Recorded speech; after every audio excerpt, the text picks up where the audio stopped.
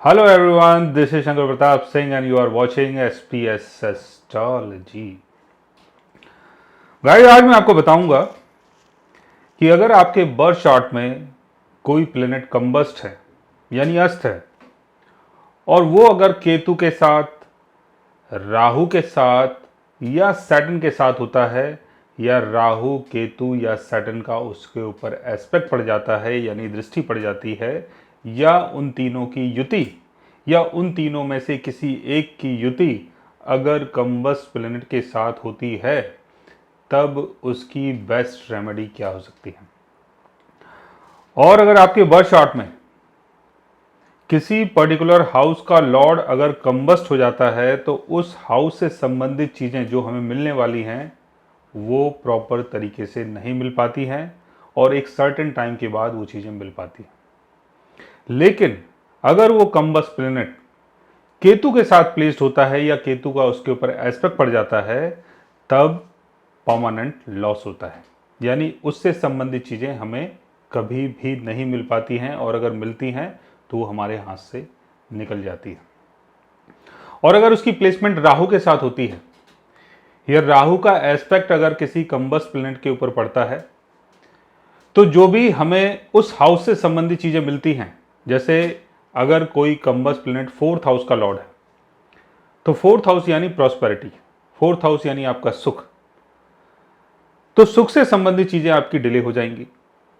अगर कोई प्लेनेट आपके फर्स्ट हाउस का लॉर्ड है और वो कंबस्ट हो जाता है तो नाम, फेम, वाइटलिटी, इन सारी चीज़ों को बिगाड़ सकता है। लेकिन अगर उसके साथ राहु की प्लेसमेंट होती है तो उन सब चीज़ों को हासिल करने के लिए आपको बहुत मेहनत करनी पड़ती है, बहुत प्रयास करना पड़ता है, जब जाके कहीं आपको उस हाउस से संबंधित चीज़ें प्रॉपर तरीके से मिल पाती है। 11th हाउस का लॉर्ड अगर कंबस्ट है और राहु के साथ प्लेस्ड है तो इनकम के लिए आपको बहुत ज़्यादा मेहनत करनी पड़ेगी और 42 के एज के बाद जाके हो सकता है कि आपकी इनकम बने, तो ऐसी प्रॉब्लम का सामना करना पड़ सकता है। और अगर कंबस्ट प्लेनेट सैटर्न के साथ प्लेस्ड होता है तो चीज़ें बहुत ज़्यादा डिले हो जाती हैं। कई बार मेहनत करने के बाद भी, प्रयास करने के बाद भी वो चीज़ें प्रॉपर तरीके से नहीं मिल पाती हैं। और अगर सैटर्न का एस्पेक्ट पड़ता है तब भी ऐसी चीज़ें हो सकती है कि आपको बहुत मेहनत करनी पड़े, बहुत प्रयास करना पड़े, लेकिन आप वहाँ तक ना पहुँच पाओ जहाँ पर उसकी रेंज हो। तो अगर प्लेनेट कंबस्ट है, राहु के साथ है, सैटर्न के साथ है और केतु के साथ है, केतु के साथ है तो बहुत ही बुरा है, राहु के साथ है तो थोड़ी बहुत मेहनत करवाएगा, बाद में चीज़ें मिल जाएंगी, सैटर्न के साथ है तो थोड़ा बहुत डिले करवाएगा, बाद में चीज़ें मिल जाएंगी।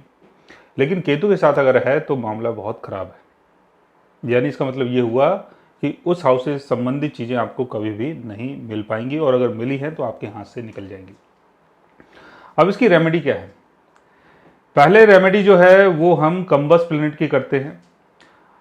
अगर आपके बर्थ चार्ट में कोई प्लेनेट कंबस्ट है और वो अगर आपके लगन का फ्रेंड है, लगन का फ्रेंड मतलब जैसे आपका लगन एरीज है और फोर्थ हाउस का लॉर्ड मून अगर कंबस्ट हो जाता है तो मून जो है वो एरीज एसेंडेंट वालों के लिए फ्रेंड होता है।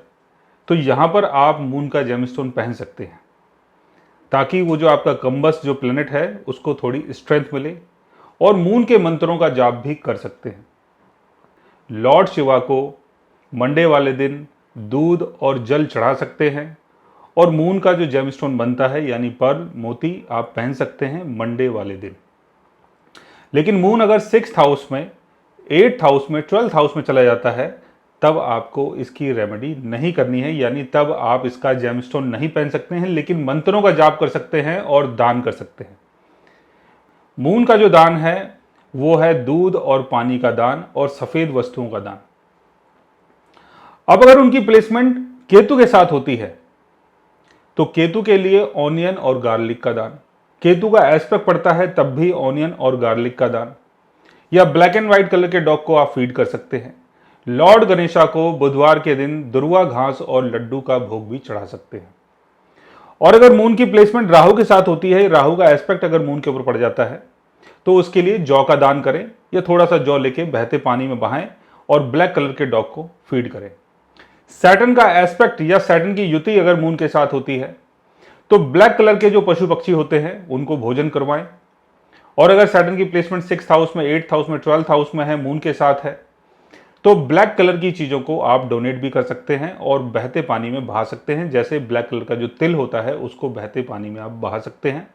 लेकिन ये सारी जो रेमेडी आपको करनी है, इसके साथ साथ आपको उस कम्बस्ट प्लेनेट का ध्यान भी रखना है कि वो अगर आपके लगन के हिसाब से आपके लिए बेनिफिक है तो उसका जेमस्टोन आप जरूर पहने। लेकिन अगर वो 6th हाउस में, 8th हाउस में, 12th हाउस में है तब उसका जेमस्टोन आप नहीं पहन सकते।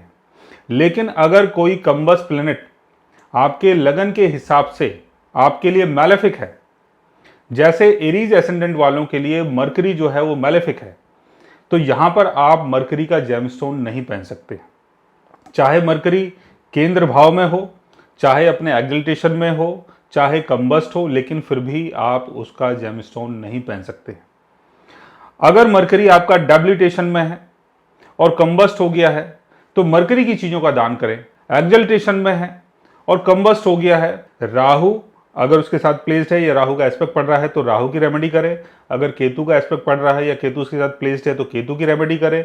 अगर सैटर्न प्लेस्ड है या सैटर्न उसको देखता है तब सैटर्न की रेमेडी करें।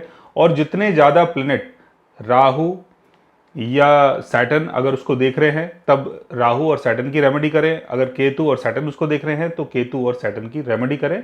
साथ में उस कम्बस्ट प्लेनेट का आप जेमस्टोन पहने अगर वो आपके लगन के हिसाब से बेनिफिक है।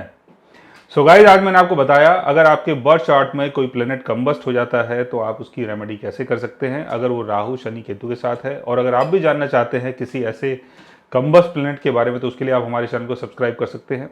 और अगर आप हमसे बात करना चाहें, कंसल्ट करना चाहें और पर्सनली हमसे मिलना चाहें तो आप हमारी वेबसाइट के थ्रू हमें मेल कर सकते हैं, मैसेज कर सकते हैं और गाइस आप हमसे बात भी कर सकते हैं।